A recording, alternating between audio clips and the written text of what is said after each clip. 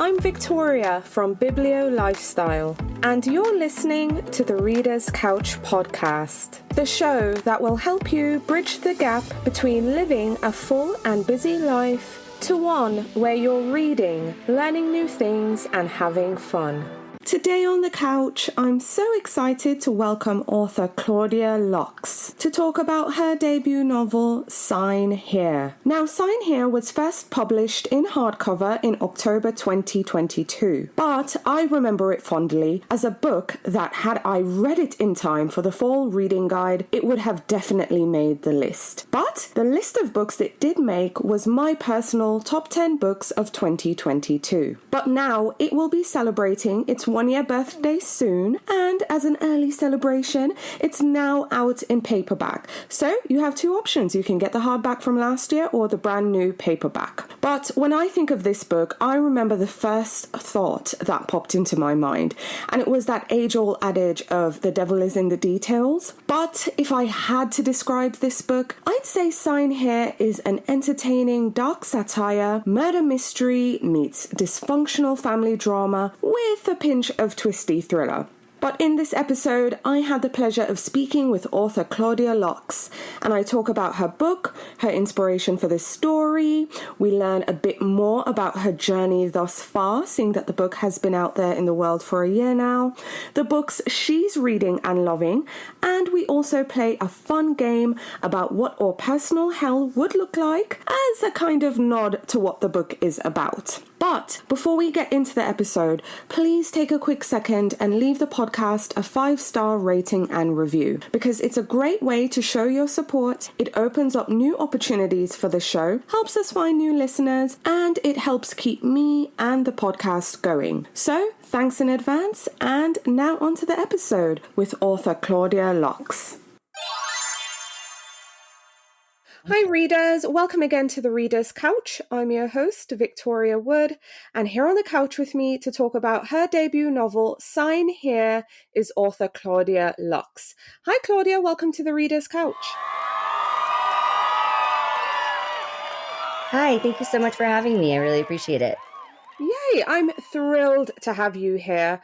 I mean, I absolutely enjoyed your debut, Sign Here, and we're coming up on its first birthday, but we're also celebrating the paperback edition. How are you feeling? Oh, it's honestly it's been kind of an amazing dream roller coaster for me. Sign Here is my debut novel, but it's actually the third novel that I've written. The first one I got my agent, but we sent it out to, I think, 15 publishers and got, very polite no's. And then in the second one, I didn't even get to that stage of it before I started writing the third. I finished it, but it's been a long journey of not being able to get the work out there. So to be able to have it out there is so exciting. And I'm so grateful for everything I've learned along the process. My God. But it's a really, really exciting time. And also there's kind of more places that we're going from here that I can talk about too, but some kind of exciting updates with a show output from this book as well. So. Ooh, I can't wait. Okay, let me try and contain my excitement. That sounds so fun. But for those listeners, for those readers who might have missed out on this one last year, they're not quite familiar, they might have seen a cover in a bookstore somewhere. Tell us about Sign Here and what can readers expect when they pick up a copy? Yeah. So Sign Here is, I think the thing I hear the most often about it is that it's, unique. And I think that people, sometimes they mean that in a good way and sometimes they don't. I like to think of it in a good way. But I think that, Sign Here follows characters who live and work in hell. But hell is very different from our kind of standard fire and brimstone imagining. It's more of a place of consistent discomfort and unpleasantness for all eternity. So the book follows somebody who lives and works in hell and works in the deals department. So it's his job to, I kind of describe he's like a door-to-door salesman for hell. And because there is no devil character in this, they're all just little, working in their cubicles. But, and then the book also follows a family on Earth, the Harrisons. And what I really wanted to do with that was kind of, show the juxtaposition, show these characters from hell, watching these people living an affluent life in the summer on a lake in New Hampshire, but also kind of being able to see the hell in their heavenly seeming existence, and vice versa for him as well. Right, absolutely. I have to say, when I just started reading this book last year, I still remember my first gut reaction and gut feeling is that old saying that the devil is in the details. Yeah. Because that's how I felt the more I read about Pei. So tell us about Peyote. Yeah. He's the main character. He's a person in hell who, Right. quite honestly, I felt, and I don't know how you were feeling as a writer, but as the reader, he kind of reminded me of just your average on-the-mill young professional in corporate America. Does that make sense? Absolutely. That's exactly what I was going for. So I'm glad to hear it. Yeah, he's very much just kind of in it, not, he's not a standout. He's not a star at his job. But he's working steadily, and he's got his own kind of secret goals that you find out later. Yeah. Yeah, which I'm not going to spoil for for listeners here, but I enjoyed his character and how it intersected with the Harrison family. But before we even get to the Harrison family, we see Pei. He's in hell. He has a boss who, he can't stand. Most people can't stand. There's someone who's a little mousy, but turns out to, have this big full-on character as well. Tell me about the hell you created and what you were thinking about as you were creating this space. Because like you said, it's not the fire and brimstone, in my opinion. It felt like corporate America. Right, exactly. And that's what I was kind of going for. And I've talked about how like the first real moment I kind of was thinking about this. I was at a conference staying at a hotel I was a therapist. I'm trained as a social worker, so that's my professional background. And I was at a conference, and I was staying in a hotel, nice hotel, nice picture of a yacht on the wall, that kind of fluffy comforters, all of that.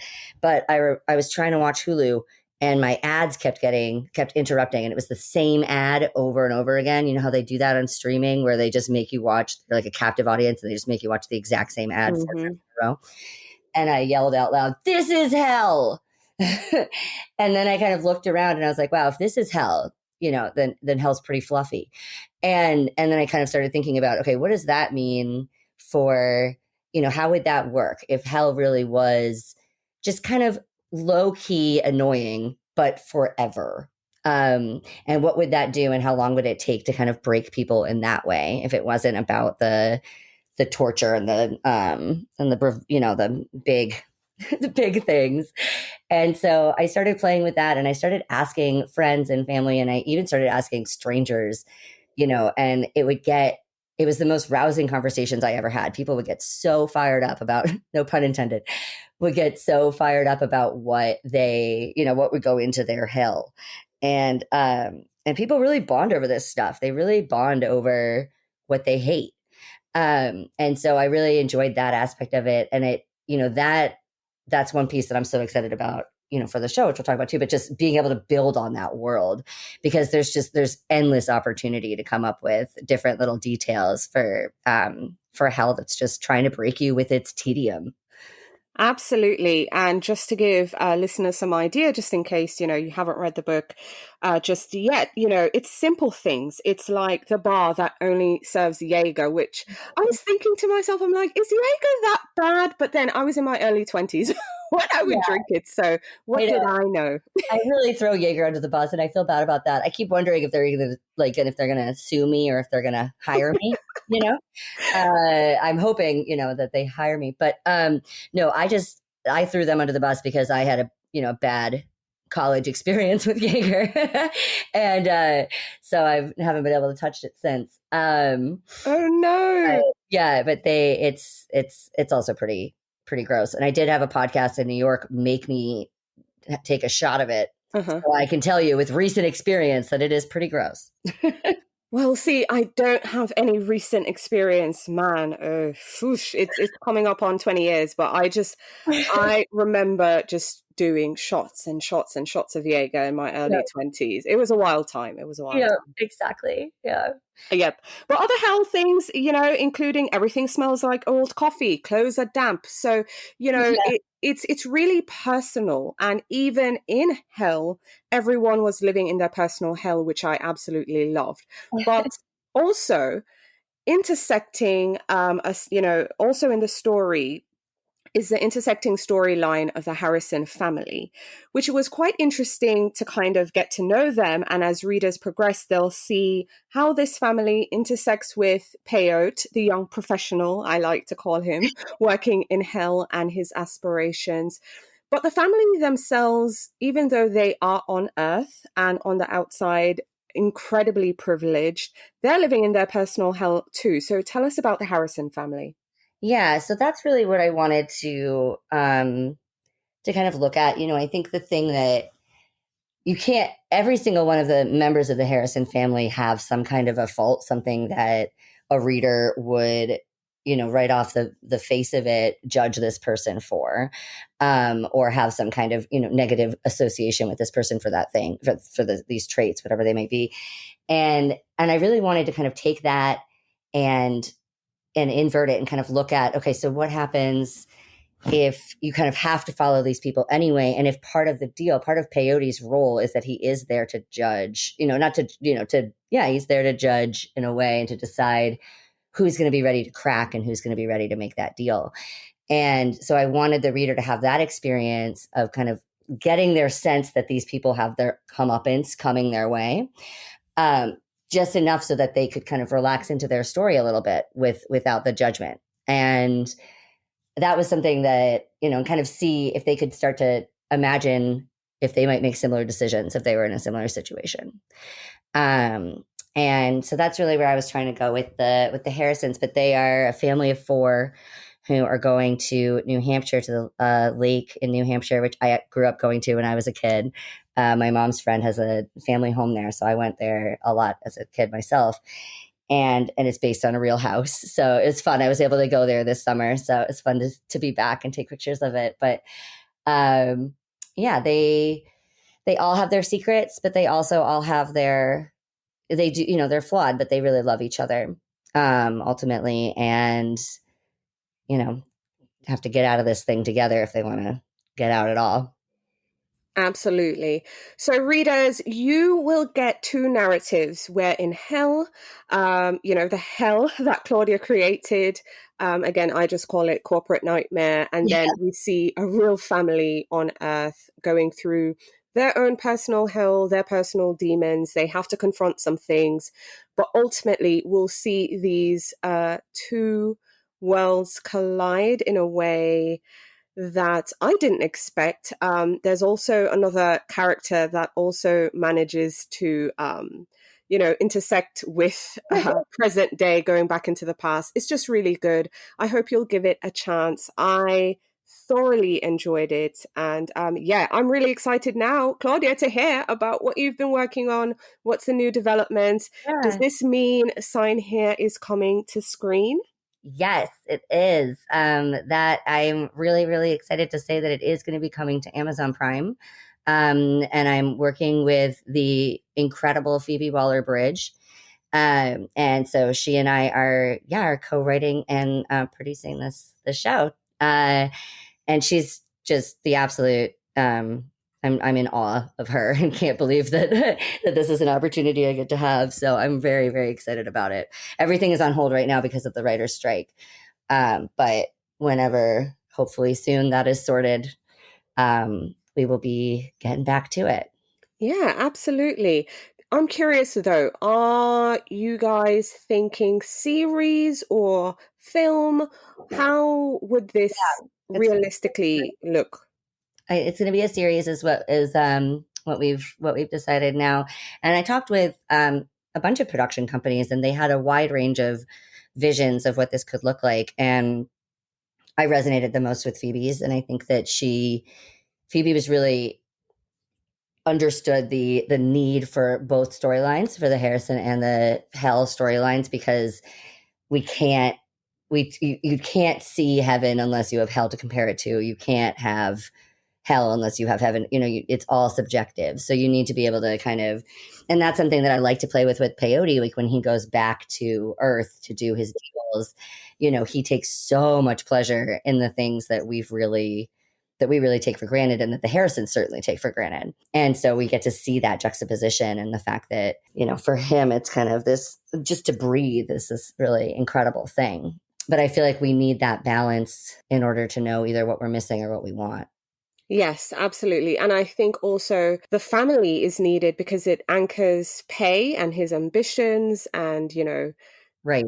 Yes, I see the linkage. But when you mentioned, needing heaven and hell to kind of know what you have or don't have and what you're missing, if I remember, even just coming on Earth to finalize deals, they take advantage of the air because it smelled good or it felt good, and the food. Yeah, exactly. Yeah, they just go crazy. I mean, there's one point when his boss is just on her back on the grass, just rolling around. Yeah. Just so excited like a dog. And I feel like that's that was a really fun thing for me to write too. And it did also influence how I interacted with the world, after writing some of these scenes and then going out and being like, yeah, breathing is miraculous. Like, it is amazing that we can do this, and so I think it was good for me in that way as well. Absolutely, absolutely. I can see that happening for sure. So, kind of switching gears and shaking things up on the show, I want us to play a game, but in a way, I see this being tied now, knowing that there's a series on the way and you having to build out characters for screen different from how they were in the book, and just kind of creating personal hells. So, the game is called What Would Be Your Personal Hell? So I'm going to list some prompts and you're going to tell me what items would make it your personal hell. So are you ready? Yeah, I feel like my therapist and I have been playing this game for a really long time, so I'm ready. Let's go. Awesome. Okay. So let's start at the office. What items not working would make it your personal hell? I know for me, it would be the coffee machine. Yeah, the coffee machine I actually took directly from my real life, because when I was working at a nonprofit as a therapist, the coffee machine was almost, notoriously always out of order. And it made me completely insane. But for me, the pen one is really big. When I have pens that don't work, it makes me bananas. And like the drawers that stick. Peyote has this drawer that he can't get to open all the way because there's a pencil jammed in it, but it's always like that.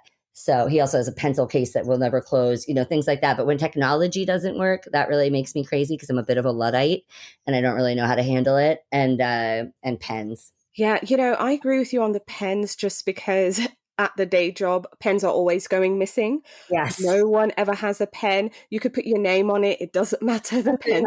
And you need a pen to write your name on it in the first place. Exactly. But they're always disappearing. Yeah. But okay, I want to know, what could you not do without at home that would make it your personal hell?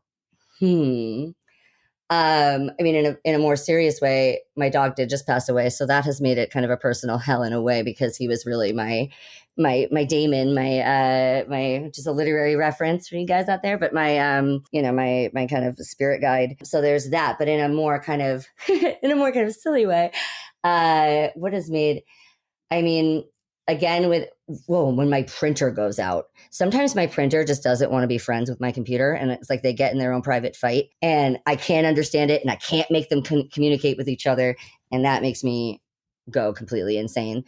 Also, when cords don't reach outlets.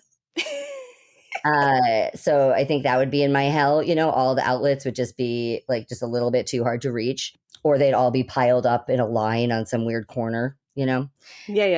Something like that. And then, plumbing not working. Ooh. That's a bad one. Or your upstairs neighbor's plumbing not working. Oh, yeah. Yeah. Those would be on my list. Or you have a neighbor who like, is trying to be a drummer. Oh, yeah, no, that is not fun. I live in an apartment building, if that's not fun. I think for me, the big one, because I'm living in Florida now, not having aircon. Oh, yeah. personal hell. And I remember just going 3 days in between replacing a unit a couple months ago. Well, not couple, a few months ago. I was like, man, I could not go through the summer without this. So thank you, sir, for Oh, coming. especially in And Florida. yeah. Yeah, I mean, it would become a literal hell if you didn't have AC in Florida. Oh, I'm telling you. I'm telling you. But also on the flip side, I love a cozy blanket. I love a duvet. I love a throw thing. Me too. Yeah, my personal home hell would have nothing soft. Yes, exactly. Everything a little bit damp, nothing soft. Yeah. Yeah. Okay, what food item would be the only thing on the menu that would make it your personal hell? The one thing you don't like. I mean, I do think, and this is kind of to the point of the book as well, is that I do think that any one thing forever sounds like hell. I mean, you can wind up really, even if it's something you love. Like I remember, as a little kid being like, oh, if I could only ever eat the butter popcorn flavored jelly beans for the rest of my life, I'd be so happy. And then kid that I used to nanny for, who actually was just on her way to her first year of college. So that dates me, but she came by, this was just even a few weeks ago, she came by on her way to college and brought me an enormous bag of buttered popcorn flavored jelly beans because she knows they're my favorite. And I've eaten so many of those that at this point, I honestly don't know if I want to even look at buttered popcorn again. So, I feel like in that way, anything can become hell, but even your favorite thing. But also thank you to her. It was very sweet of her. But so I do think that for me, I don't know. I mean, if it was something that was just maybe something like hot peppers, Mm-hmm. I don't like it when my food hurts me. So, something like that, like ghost peppers, or I don't know what else would be on that list. That's a good one. That's a good question. Maybe like a creamy soup. Okay. Yeah. I like chewing. I was thinking, what would make it my personal hell for me? I think if everything was in liquid form, like they just pureed everything, that would be hell. I love seasoning. I like salt. I like pepper Yeah. and just all the different seasonings and flavors. So it would be flavorless mush. Right. Flavorless mush. Yeah. And it kind of sounds like prison food, right? Yeah. No, this, you can go crazy on this. Absolutely. It's really fun to think about. Yeah. Okay, last one. If you were on a deserted island, what wouldn't they leave you with? Airplane food. All you can eat is airplane food. That would be up there too. Okay, sorry. Go ahead. I'm going to keep about this. You're going to Airplane be food. emails for me for months. No. That is such a good one. It's just, you know what it is? I haven't done any long distance traveling since COVID. Oh, yeah. So I've forgotten that. Well, let me tell you, the food has not gone up. Not gotten any better. But the salt thing, that comes up in the book. There's no salt. Yeah. Or there's a little bit of salt on the peanut shells, but he says that it's like skin 2 days after the beach. So that's about all the salt you get. That's it. Oh my gosh, the limits. Okay, the last personal hell question is, if you were on a deserted island, what wouldn't they leave you with that would make it your personal hell? Books, some kind of a library. Amen. Definitely. I mean, honestly, deserted island doesn't sound that bad. It's not bad if you have your books and you have food. Like water, like yeah, my books and my endless bowl of creamy soup, and I'll be golden. Yeah, no, I think that it definitely books. Yeah, that would be it. Yeah, same here. Yeah. Well, Claudia, thank you so much for playing the game. Thank you for playing with me. That was really fun. I'm not kidding. I'm going to be thinking about this for a long time now. Yeah, think about the personal hell. Plus, who knows? I might see something on the TV show. Yeah, exactly. Right. Yeah, Awesome. It's all going to be airplane food. I will tell you that we've batted around some ideas of various things like making the world bigger. And one idea was having a nightclub, because they have the honey pot in the book, which is a club. But to have a nightclub, but the whole club is that you just wait in line.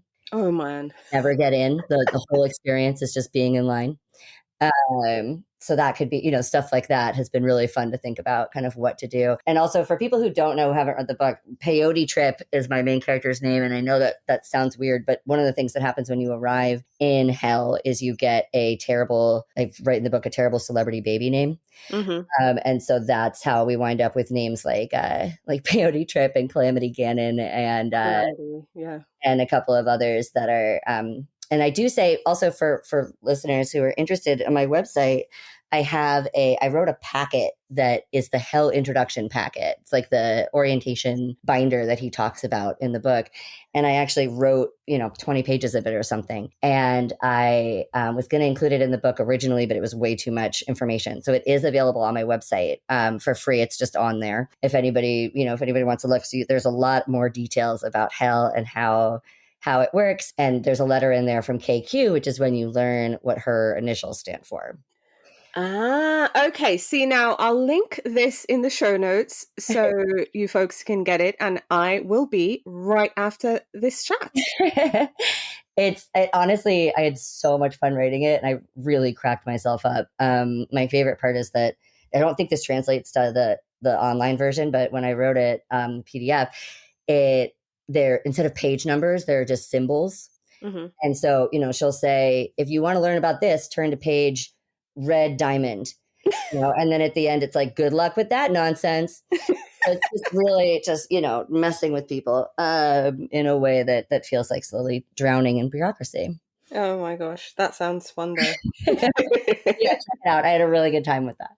I bet. Okay, so I think this book is great. I love hearing that you have something happening with Amazon Prime, a TV series coming soon. You also mentioned it's technically your third book because you've worked on two before, but this is the debut. Looking back, if you could tell your younger self anything, what would you tell her? That's a great question. Specifically about books, I mean, I would tell her to sidestep a few men. But specifically about writing, I mean, I think the most important thing for me. So when my dad passed away in 2017, and right after that is when I wrote this book. So there's a lot of themes in this book about father-daughter relationships, about sacrifice, about loss that I really channeled from my own experience with my dad. But my dad was a poet, and he published 17 books of poetry and won a Guggenheim and was a professor for his whole career. He's very, very talented poet.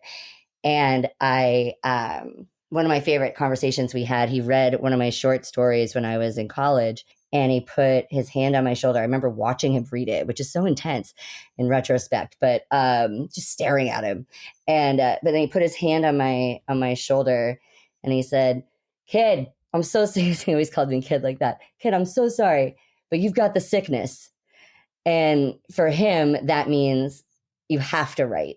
You have the drive. It doesn't matter if you're paid to, it doesn't matter if anybody ever reads it. It doesn't matter, if you're mocked for it, like you just have to write. It's a sickness. It's a compulsion. It's a need to fill. And then he shook my shoulder and said, "I'm sorry." I said, can you bleep me out? "You're never going to make any money." And I thought that was like and then he was like, "Well, there can be some dough in fiction," but I thought that was such a funny kind of way. And so that's what I would tell myself again, and reiterate is you have to do this, so keep doing it, whether or not, there's a really great poem called Berryman, by W.S. Merwin that talks about, even if you never know if you're any good at it, even if it never goes anywhere, if you have to write. And that's what I would tell my younger self is just don't question. Cause I think a lot of us, have an urge to do something creative, but tell ourselves it's an impossible shot. There's no way. It's like a 1 in a million, publishing's going down right now. All of the things that we tell ourselves for reasons why we shouldn't try something.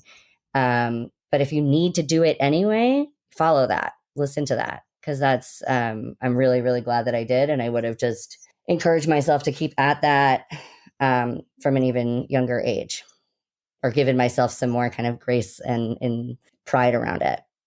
Right. Okay. Awesome. Well, I'm curious as to if you're writing anything else. I know it sounds very greedy of me, but I want to know. Are No, you I working on any love other that books? question. Yes, I am. I am in the process of writing another book with Penguin with Berkeley, and my fabulous editor there. So that is in the works as we speak right now. Is it related to Sign Here or completely different? It's completely different, but similar in the sense that I, it's the world as we know it, but with kind of one twist. And what does that twist do to kind of to change the lives of these people? And so it's going to have similar kind of vibes in the sense that it's twisty and kind of wacky and unique, as people like to say, but also with a twisted kind of mystery in there as well. Oh, okay, awesome. All right, so I want to get into your reading life really quick. Tell me about the last book or books that you finished reading that you'd now recommend. Yeah, I just read. I can't stop talking about this book. I just read Bunny by Mona Awad. I don't know if you've heard of that one, but such a great cover to start, which really does matter. Mm-hmm. And it's that book is weird. Have you heard of that one? Yeah. Okay, good. So anybody who hasn't read that, read that. It's weird, but it's really. I mean, I could not put it down. Absolutely loved it. Um, I also read a memoir recently called Priest Daddy that I really enjoyed. And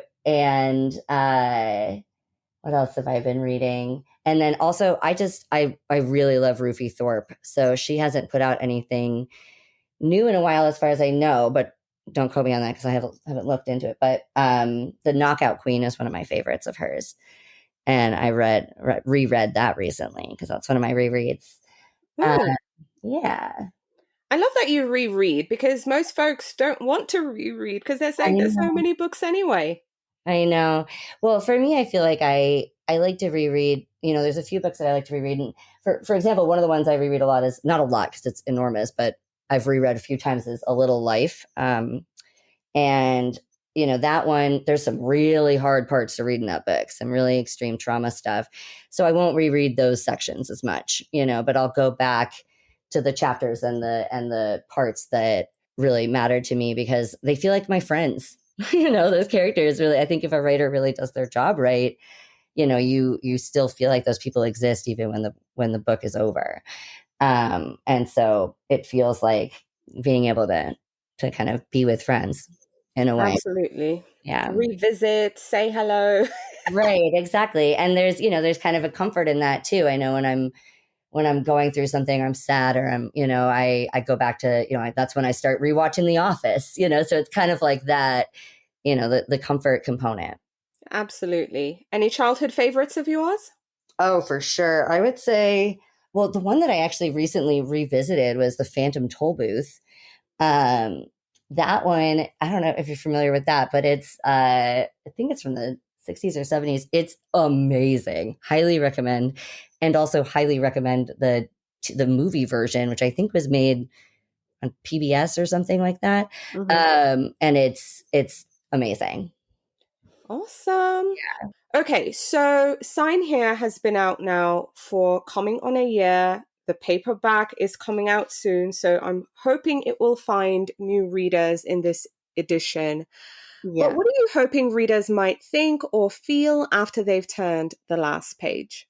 Yeah, great question. Again, I think my primary focus going into this book, because of my therapist background and my work in social work, and I was a therapist for survivors of domestic and sexual violence, so I was working with a lot of kind of high trauma situations, and I think what I really wanted, in that world, people have an idea of kind of what a perfect victim is supposed to be like, and if you don't fit that narrative, people lose a lot of their sympathy.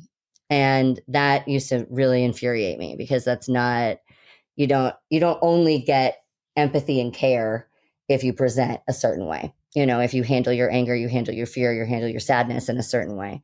So I think that what I really would want from people is to have them think twice about the people that they either know or don't know in their lives, and the kind of hard and fast lines that they draw about what makes a person good and what makes them bad, and kind of really look at the complications in that. and the opportunities for empathy. That's what I really would hope people will come away from. I also hope that they understand the ending, and B, like it, and don't get mad at me. That's what I'm looking for. No, I wasn't mad at you at all. I was just, it made me sit and think with it. And I don't think that's a bad thing, because that's what I want. I want people to sit and think with it. Yeah. Yeah, I really don't think that's necessarily a bad thing, but also, and I'm sure my listeners know by now, I am very open to an open ending or something that's not very clear, but then you start to fill in the blanks and like, is this person? Is this that person? Right. Yeah, that's all I'm going to say, because I really don't want to spoil it. But listeners, I hope you give this one a go. It's a murder mystery, it's dysfunctional family drama, there's some dark satire, but ultimately it's incredibly entertaining. It's signed here by Claudia Lux. And Claudia, thank you so much for coming on the show and speaking with me. It's been a pleasure. Absolutely. Thank you so much for having me. I really appreciate it.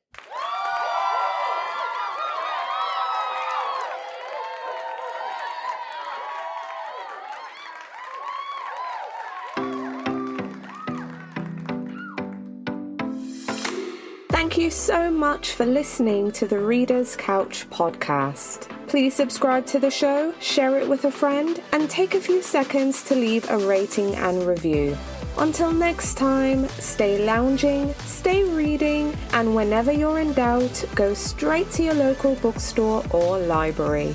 Thanks again for listening, and happy reading.